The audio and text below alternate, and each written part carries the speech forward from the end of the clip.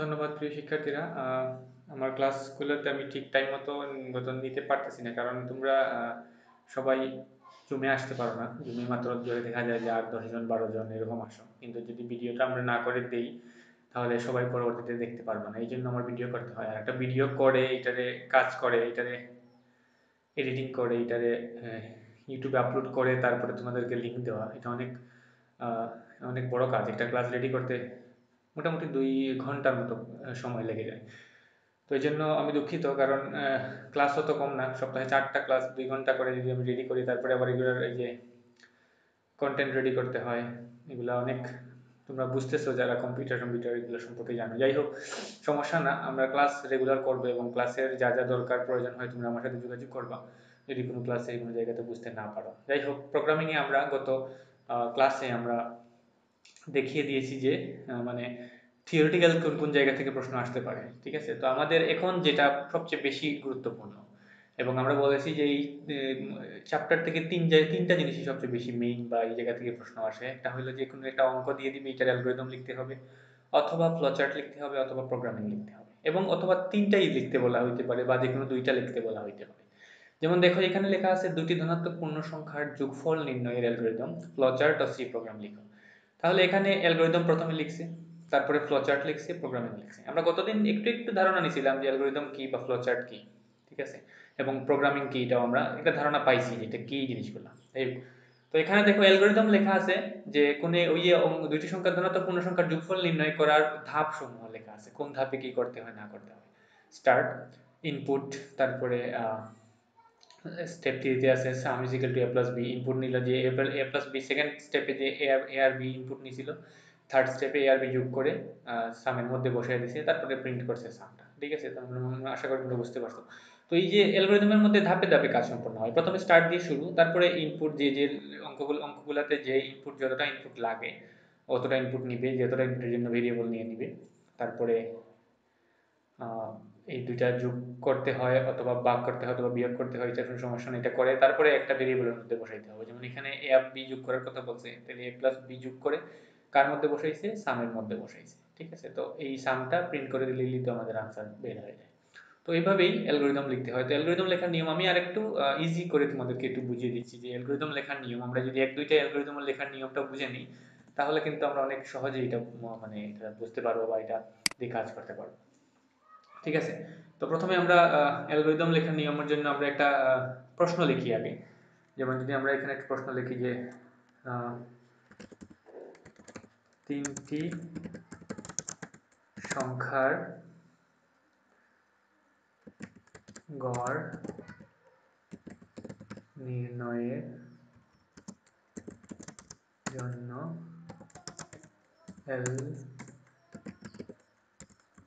Algorithm লিখো।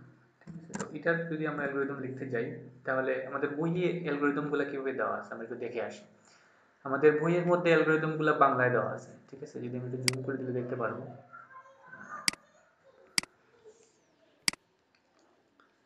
ঠিক আছে, দেখো তোমরা এখানে বাংলায় লেখা আছে শুরু ইনপুট হিসেবে এ বি সি, সেই তোমরা যখন বইতে খুলে দেখবা বইয়ের মধ্যে দেখবা যে অ্যালগরিদমগুলো বাংলায় দেওয়া আছে, কিন্তু বাংলায় আমরা পড়বো না, কারণ বাংলায় পড়লে এই যে একটা লেখারে কতটা মানে লম্বা করছে। এখানে এখানে বলছে যে ইনপুট হিসেবে সেন্টিগ্রেড তাপমাত্রা সি এর মান গ্রহণ করে, এখানে জাস্ট ইনপুট সি নিলেই হইতো ইংরেজিতে অ্যালগরিদম ফ্লো চার্টের মতো।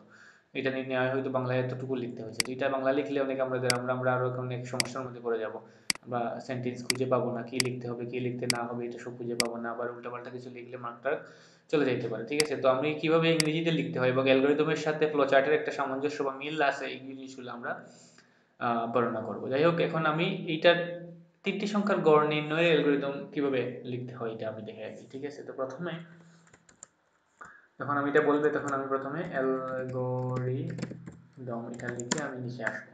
তো স্টেপ স্টেপ লিখতে হবে আমাকে। তো এখানে স্টেপ স্টেপ লিখতে হলে প্রথমে কি স্টেপ ওয়ান, স্টেপ ওয়ানে প্রত্যেকটা যে কোনো অ্যালগরিদমই দিই আমাকে প্রথমে সবগুলার অ্যালগরিদমেরই প্রথমে স্টেপ ওয়ানে আমার কি থাকতে হবে, স্টার্ট থাকতে হবে। স্টেপ টু ইনপুট, তো এখানে ইনপুট কয়টা, তিনটা সংখ্যার গড় নির্ণয় করতে হবে। তাহলে আমার ইনপুট কয়টা নিতে হবে? অবশ্যই তিনটি নিতে হবে। কারণ কি, তিনটি সংখ্যার গড় নির্ণয় করব। তিনটি সংখ্যা না পাইলে আমি তিনটি সংখ্যার গড় কিভাবে নির্ণয় করব? তাহলে প্রথমে আমাদের কি করতে হবে? তিনটি সংখ্যার গড় নির্ণয় করতে হলে তিনটি সংখ্যা ইনপুট নিতে হবে। এখন তিনটি সংখ্যা কি আমাকে এটা বলে দেয়নি, তো এই জন্য আমি তিনটি সংখ্যা যে কোনো তিনটি সংখ্যা নিতে পারবো। তো যে কোনো তিনটি সংখ্যা না নিয়ে আমি কি করি, ভেরিয়েবল তিনটা নিয়ে নিই, সে a, b, c। ঠিক আছে, তো এই তিনটে সংখ্যা ভেরিয়েবল আমি নিলাম। এই তিনটে ভেরিয়েবল নেওয়া মানেই হলো তিনটি সংখ্যা। এখন ওরা এই তিনটে ভেরিয়েবলের মধ্যে যে কোনো তিনটি সংখ্যা হোক, আমি শুধুমাত্র নিয়মটা কিভাবে করতে হয় এই নিয়মটা তৈরি করার জন্য আমি অ্যালগরিদমটা তৈরি করছি। ঠিক আছে, তো ইনপুট তিনটা নিলাম। এটা তোমরা বুঝে গেছো যে অঙ্ক প্রশ্ন দেখেই তো তোমরা বুঝতে পারবে যে আমাদের কয়টা মানে ইনপুট লাগবে, কি বাইর করতে হবে, এটা বাইর করতে হলে কি কি লাগবে, এবং এটার জন্য কয়টা ভেরিয়েবল নিতে হবে, এটা আমাদের নির্ণয় করতে হবে। তো এটা ইজি আছে, সমস্যা নেই। আমরা দুই একটা অঙ্ক দেখলে এটা অনেক ইজিলি আমরা বুঝতে পারবো। ঠিক আছে, তো এটা নিলাম ইনপুট a, b, c। আচ্ছা, এখন গড় নির্ণয় করতে হলে প্রথমে কি করতে হবে? গড় নির্ণয় করতে হলে প্রথমে কি করতে হবে? যোগ করতে হবে। তাহলে সাম না দিয়ে তুমি এসও দিতে পারো, সমস্যা নাই। a plus b plus c। ঠিক আছে, তো এইভাবে দিতে পারো, অথবা আমি যে শীটের মধ্যে যেভাবে করছি সাম দিয়েও দিতে পারো। এখানে ভেরিয়েবল যে কোনো কিছু হইতে পারে। এই যে আমি এখানে a b c আমি দিয়ে দিছি, এই a b c না দিয়ে এখানে x y z ও দেওয়া যেতে পারে, কোনো সমস্যা নেই, কারণ ভেরিয়েবল a b c এর তো কোনো মান নির্দিষ্ট করা নাই। একইভাবে x y z যদি আমি দেই তাহলে তো এটার কোনো মান নির্দিষ্ট করা থাকবে না। তো আমরা যে কোনো ভেরিয়েবল দিতে পারি এখানে। যেমন আমি এক্সাম্পল হিসেবে, ভেরিয়েবল জিনিসটা কি এটা এক্সাম্পল হিসেবে একটু উদাহরণ দিই। যেমন মনে করো তোমরা এখন লাঞ্চ করবা। ঠিক আছে, তো লাঞ্চ করার সময় তোমরা তো ওই যে কোনো একটা পাত্রতে বা প্লেটে নিয়ে লাঞ্চ করবা। ঠিক আছে, বা থালাতে নিয়ে লাঞ্চ করবা। এখন তোমাদের গুরুত্বপূর্ণ বিষয়টা কি, যে তোমরা লাঞ্চ করতে হবে। তোমরা যে কোনো থালাতেই বা প্লেটে, বা তোমাদের মেলামাইনের প্লেট হইতে পারে, বা সিরামিকের প্লেট হইতে পারে, অথবা মনে করো যে তোমাদের মাটির প্লেট হইতে পারে, অথবা স্টিলের থালা হইতে পারে। তো এই জিনিসগুলো তো ম্যাটার না। ম্যাটারটা হইলো কি, আমরা মানে খাবো, ভাত খাবো, এই ভাতটাই হইলো আমাদের, এবং তরকারিটাই হইলো আমাদের মেইন। ঠিক আছে, থালা তো আমরা খাবো না। তো থালাটা কেন আমরা ইউজ করছি, একটা স্পেস হিসেবে, জায়গা হিসেবে ব্যবহার করছি এটাকে আমরা। তো এইভাবেই এখানে যে তিনটি সংখ্যার গড় নির্ণয় করছে, সংখ্যা তিনটা কিন্তু বলে নাই। এখন আমি সংখ্যা তিনটার জন্য তিনটা ভেরিয়েবল নিয়েছি, তিনটা থালা নিয়েছি আমি a b c। এখন এই থালাটা আমি a b c না নিয়ে x y z নিলেও তো কোনো সমস্যা নাই।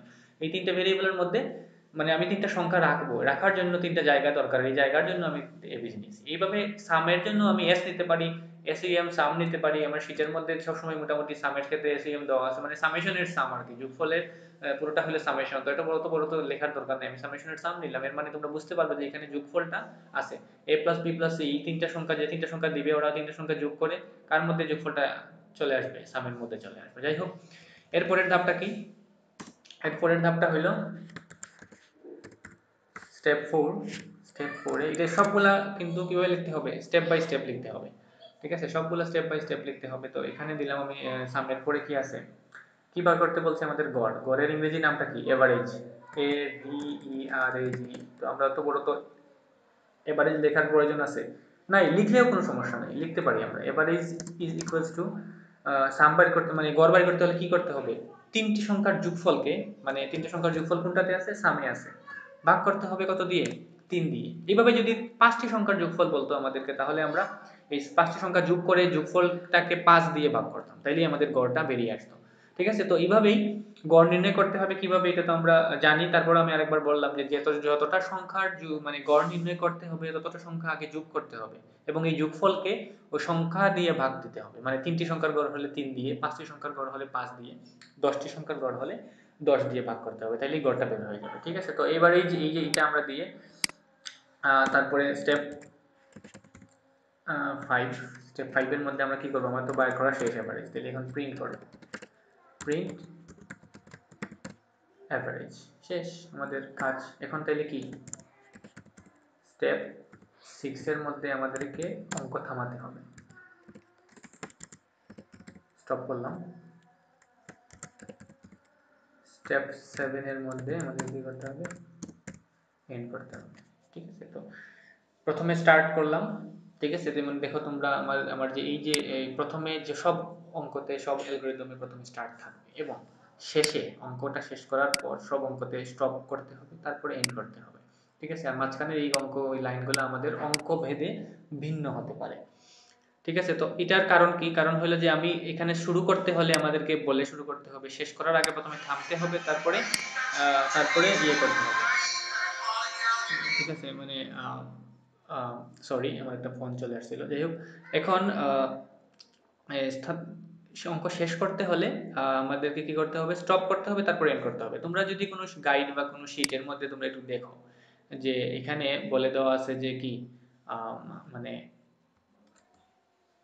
আচ্ছা, তো এখানে স্টপ দিতে হয় কেন? তোমরা যদি কোনো গাইড বই ফলো করো, অথবা তোমরা যদি কোনো অন্য কোনো টিচারের শিট ফলো করো, অথবা তোমরা মেইন বইটাও যদি দেখো, অনেক অ্যালগরিদমে তোমরা পাবা যে সরাসরি কাজ এই প্রিন্ট করার পর বা আনসার দেওয়ার পর সরাসরি এন্ড দিয়ে দিছে। ঠিক আছে, তো তোমরা আমাদের প্রশ্ন থাকতে পারে, স্যার আমরা এখানে স্টপ এক্সট্রা দিব কেন? আসলে আমি যেটা লিখছি এটাই হলো মানে অরিজিনাল নিয়ম, এক্সাক্ট নিয়ম। ঠিক আছে, আমাদের প্রফেশনালি হোক, আর তোমরা যদি বলো যে এক্সাক্ট নিয়মটা কি, এক্সাক্ট নিয়মে আমাদেরকে প্রথমে থামতে হবে, তারপরে এটা শেষ করতে হবে। ঠিক আছে, মানে কোনো একটা কাজ শুরু করলাম, আমি এটা না থেমে আমি এটা শেষ করতে পারবো না। যেমন আমি সাইকেল চালাচ্ছি, সাইকেল চালাই, আমি সাইকেলটা যদি স্টপ না করে আমি সাইকেল থেকে নেমে যাই, তাহলে কি হবে? অ্যাক্সিডেন্ট ঘটবে। স্বাভাবিক, গাড়িটাই মানে গাড়ি চালালে আমরা কি করতে হবে? গাড়ি প্রথমে থামাতে হবে, তারপরে গাড়ি থেকে নামতে হবে বা শেষ করতে হবে গাড়ি চালানোটা। তো এইভাবেই আর কি, যে কোনো একটা জিনিস কাজ শুরু করলে, স্টার্ট করলে এটাকে প্রথমে থামাতে হয়, তারপরে এটা এন্ড করতে হয়। তো আমরা যেহেতু বিগিনিং লেভেলে আছি, ঠিক আছে, সেই ক্ষেত্রে স্টপটা না দিলেও চলে। তোমরা বলতে পারো যে তাইলে বইয়ে বইয়ে দিল না কেন, বা শিটে বা গাইডে দিল না কেন, নাকি ভুল করছে? না, আরো ভুল করতেছে না, কারণ বিগিনিং লেভেল হিসেবে কিছু কিছু জিনিস বাদ দেওয়া যায়। ঠিক আছে, কিছু জিনিস শর্টকাট দেওয়া যায়। তো স্টপ না দিলেও সমস্যা নাই, কিন্তু দিলে ভালো। ঠিক আছে, তো এই জন্য আমি তোমাদেরকে দেখিয়ে দিলাম যে কিভাবে বা কেন এটা দিতে হয় বা কিভাবে দিতে হয়। তাহলে আমরা ফিক্সড করে ফেললাম যে কি, যে প্রথমে কোনো একটা অ্যালগরিদমের প্রথমে স্টার্ট করতে হবে, তারপরে যে যে সংখ্যা আমি ইনপুট নিব, এগুলো একটা ভেরিয়েবলের জন্য ভেরিয়েবল ধরে ইনপুট নিতে হবে, তারপরে কাজ আমাদের করতে হবে। এটা এক লাইনে হোক আর দুই লাইনে হোক, যদি শুধুমাত্র যোগ থাকতো তাহলে আমি যোগটাই এখানে প্রিন্ট করে দিতাম, আমাদের একটা স্টেপ কম হতো। আমার এখানে এভারেজ বাই করতে বলছে, তো আমরা এটা আমি একটু কঠিন জিনিস দেখিয়ে দিলাম আর কি। তারপরে স্টপ, তারপরে এন্ড দিয়ে দিলাম। ঠিক আছে, তো এটা এইভাবেই আমাদের সবগুলো অ্যালগরিদম করতে হয়। যেমন আমরা যদি আমাদের শীটের মধ্যে একটু যাই, তোমরা তো সবাই এই শীটটা পেয়েছো নাকি? আমাদের শীটটা আমাদের এই যে গ্রুপে যেখানে আমাদের ক্লাস পোস্টিং হচ্ছে, এই গ্রুপে আমাদের ফাইল সেকশনে আমার এই শীটটা রেখে দেওয়া আছে। তোমরা এই শীটটা ডাউনলোড করে প্রিন্ট আউট করে নেবে। এখানে 31টার মতো অঙ্ক দেওয়া আছে, এগুলো এখানে 3 টাইপের অঙ্ক দেওয়া আছে। আমরা যদি এই 3 টাইপের অঙ্ক ঠিক মতো পড়াশোনা করতে পারি, এখান থেকে প্রশ্ন সেম টু সেম না আসুক, কিন্তু এই নিয়মের মধ্যে থেকে অবশ্যই আসবে। ঠিক আছে, তো এখানে দেখো, আমরা প্রথমেই দুটি সংখ্যার ধনাত্মক পূর্ণ সংখ্যার যোগফল নির্ণয়, অ্যালগরিদম, ফ্লোচার্ট, সি প্রোগ্রাম, এগুলো আমরা দেখবো। তো এখান থেকে অ্যালগরিদমের নিয়ম আমরা আজকে শিখলাম। অ্যালগরিদম দেখো, এটা দুইটি সংখ্যার পূর্ণ সংখ্যার মানে যোগফল, দুটি পূর্ণ সংখ্যার গড় আমরা এখানে জন্য দুটি সংখ্যা নিলাম ইনপুট, তারপরে এখানে যোগফল বাই করলাম, তারপরে এই যোগফলটা প্রিন্ট করে দিলাম। ঠিক আছে, অ্যালগরিদম। তোমরা যদি এখানে প্রত্যেকটা জিনিসের তোমরা দেখো, 2 নম্বরে আছে 3টি সংখ্যার গড়, 3 নম্বরে আছে 3টি সংখ্যার মানে 3টি সংখ্যা দিয়ে দিছে এখানে। তো 5, 10, 15 এর যোগফল নির্ণয়ের অ্যালগরিদম। তো 5, 10, 15 দিয়ে দিছে, যেহেতু আমি এখানে দিয়ে দিলাম a 5, b 10 এবং c 15। তাহলে সাম a plus b plus c, এখানে নাম্বার আর বসাইতে হবে না, কারণ এর মান আমাদের দেওয়া আছে, b এর মান দিয়ে দিছি, c এর মানও দিয়ে দিছি। তাহলে a plus b plus c, সাম টা দিয়ে দিলাম, তারপরে প্রিন্ট সাম স্টপ এন্ড। ঠিক আছে, তো হইলো এটা। তারপরে হইলো যে 4 নাম্বারটার মধ্যে কি দেওয়া আছে? 4 নাম্বারটার মধ্যে 4 নম্বরটার মধ্যে দেওয়া আছে 3টি সংখ্যার গড় নির্ণয়, যেটা আমি করলাম এখন এটা। ঠিক আছে, 5 নম্বরটার মধ্যে দেওয়া আছে ত্রিভুজের ক্ষেত্রফল নির্ণয়। ত্রিভুজের ক্ষেত্রফল নির্ণয় আমরা সূত্র যে মুখস্থ রাখতে হবে। সূত্রটা কি? ক্ষেত্রফল is equal to half into ভূমি ইন্টু উচ্চতা। তো আমাদের ক্ষেত্রফল বাই করতে হবে, ক্ষেত্রফল is equal to half into ভূমি ইন্টু উচ্চতা। আমার হাফ তো আমরা সব জায়গাতে সেম থাকবে, শুধুমাত্র ভূমি আর উচ্চতা পাইলেই আমরা ক্ষেত্রফল বাই করতে পারবো। তাহলে এখানে ভূমি আর উচ্চতাই আমাদের ইনপুট নিতে হবে। তাহলে ভূমির জন্য বি নিলাম বেস, আর উচ্চতার জন্য হাইট নিলাম এইচ। ঠিক আছে, হাইট আর পুরোটাই নিতে পারি, কিন্তু আমরা তো ভেরিয়েবল যে কোনোটাই নিতে পারি, তাহলে এখানে বি আর এইচ সংক্ষিপ্তভাবে নিলাম।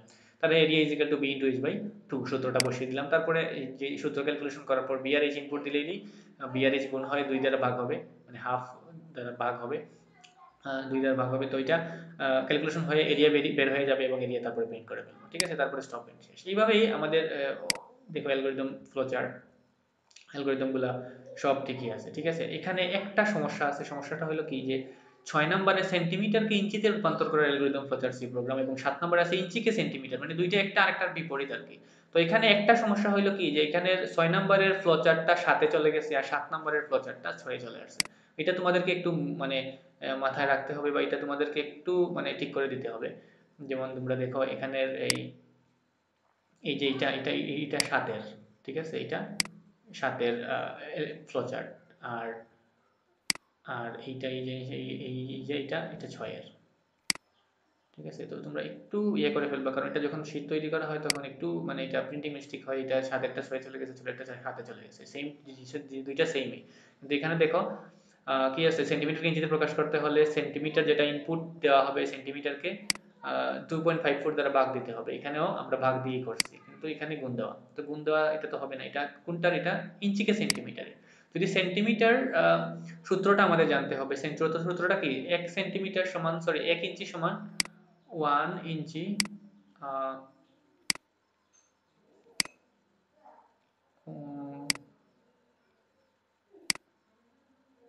1 ইঞ্চি সমান কি 2.54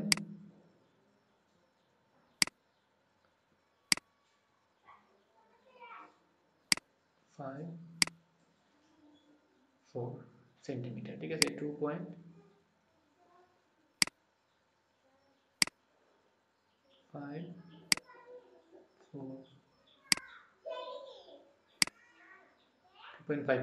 তাহলে এই ক্ষেত্রে 2.54টাই আমাদের কাজে লাগাইতে হবে। সেন্টিমিটারকে ইঞ্চিতে রূপান্তর করার অ্যালগরিদম প্রচার সেই প্রোগ্রামের মধ্যে কি করতে হবে, সেন্টিমিটার যখন ইনপুট নিব তখন আমরা সেন্টিমিটারকে 2.54 দিয়ে ভাগ করলে ইঞ্চি বের হয়ে যায়। আর যখন আমরা ইঞ্চি ইনপুট নিব, ইঞ্চিকে সেন্টিমিটারে প্রকাশ করতে বলবে, যে ইঞ্চিকে সেন্টিমিটারে প্রকাশ করতে বলছে, তাহলে ইঞ্চি ইনপুট নিব, আর ইঞ্চি ইনপুট নিলে গুণ দিতে হবে, ইঞ্চিকে 2.54 দ্বারা গুণ দিতে হবে, 2.54 দ্বারা গুণ দিতে হবে। তো এটার এই যে এখানে ভাগটা চলে আসছে আর এখানে গুণটা চলে আসছে, তাহলে এই ক্ষেত্রে এই দুইটা একটু এক্সচেঞ্জ করে নিতে হবে, তোমরাই করে নিবা। ঠিক আছে, তো এইটা হলো। এরপরে আয়তক্ষেত্রের ক্ষেত্রে, আয়তক্ষেত্রের ক্ষেত্রফল ভূমি ইন্টু উচ্চতা বা দৈর্ঘ্য ইন্টু প্রস্থ, দৈর্ঘ্য আর প্রস্থ ইনপুট নিলাম, তারপর দৈর্ঘ্য প্রস্থ গুণ করলে আমাদের এরিয়াটা বের হয়ে যাবে, তারপর এটা প্রিন্ট দিয়ে দিলাম। ঠিক আছে, তো গেল এটা। তারপরে আছে বৃত্তের ক্ষেত্রফল নির্ণয় অ্যালগরিদম ফ্লোচার্ট, সি প্রোগ্রাম লিখো। বৃত্তের ক্ষেত্রফল নির্ণয় সূত্র কি, 3.1 ফাই আর স্কয়ার, তো ফাই এর মানটা কত, 3.1416 ইন্টু আর আর স্কয়ার। আর স্কয়ার স্কয়ার লেখা যাবে না, আর ইন্টু আর লিখতে হবে। ঠিক আছে, কারণ স্কয়ার লেখার মতো এই কিবোর্ডের মধ্যে স্কয়ার লেখার কোনো অপশন নাই, তো এই জন্য আর স্কয়ার মানে কি, আর ইন্টু আর, তো এটা তো আমরা জানি।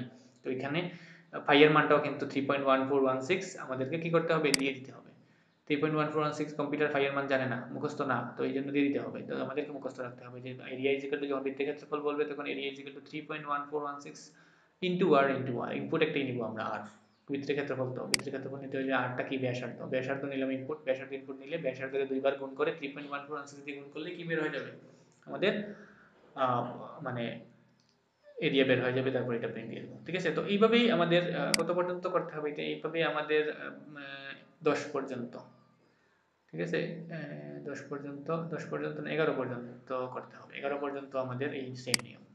ঠিক আছে, অ্যালগরিদম ফ্লোচার্ট আমরা, সরি ফ্লোচার্ট আমরা পড়ি নি আজকে, আমরা শুধুমাত্র অ্যালগরিদম পড়েছি আজকে। অ্যালগরিদম 11 পর্যন্ত তোমরা দেখবা, যদি কোনো সমস্যা থাকে তাহলে আমাকে ওই কমেন্টে জানিয়ে দিবা তোমরা, তাহলে আমি এটা সলভ করে দেবো। ঠিক আছে, তো আমরা আজকে অ্যালগরিদম দেখলাম, আগামী দিন আমরা ফ্লোচার্ট কিভাবে তৈরি করা হয় এটা নিয়ম দেখবো, তারপরে প্রোগ্রামিং এ যাব, তারপরে আমরা প্রত্যেকটা অঙ্কর আবার এই প্রোগ্রামিং অ্যালগরিদম ফ্লোচার্ট দেখে যাবো। ঠিক আছে, তো সমস্যা নাই, এটা এখানে বোঝার কোনো মানে এখানে ভুল হওয়ার কোনো চান্স নাই। তো তোমরা ভুল হওয়ার চান্স নাই, বা তোমরা যদি এখানে মানে ঠিক মতো পড়াশোনা করো তাহলে এখানে মানে তোমরা ঠিকভাবেই করতে পারবে। ঠিক আছে, তো এটাই আমার আর কি, যে তোমরা ঠিক মতো ভালো করে পড়াশোনা করো, আর কোনো সমস্যা হলে আমাকে আমাকে জানিয়ে দিবা যে স্যার এখানে বুঝি নাই, এখানে কিছু করতে পারিনি, এটা কিভাবে হলো বা এটা কিভাবে হয়েছে।